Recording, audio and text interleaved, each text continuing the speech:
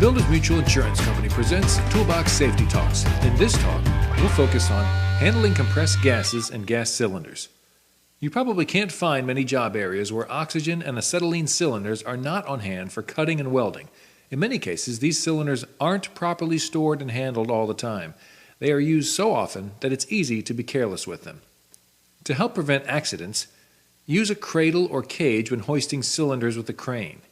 Close valve and release gas from the regulator before a regulator is removed.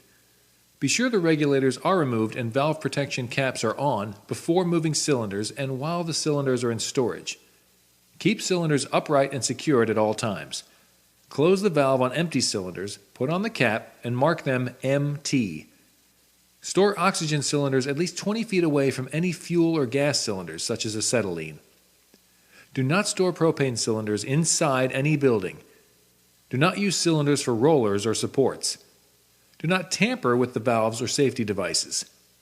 Keep all cylinders, cylinder valves, couplings, regulators, hoses, and apparatuses free of oily or greasy substances. Never crack a fuel gas cylinder valve near sources of ignition. Examine compressed gas cylinders regularly for signs of defects, deep rusting, or leakage. Only use pressure-reducing regulators for the gas and pressures for which they are intended. Open cylinder valves slowly and carefully.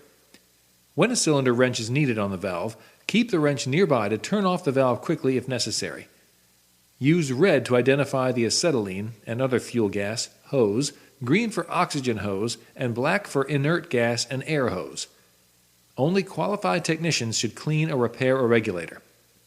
Do not tamper with the relief valve or remove it from a regulator. Read MSDSs and train about fuel gases. Never allow oxygen to contact oil, grease, or other flammable substances.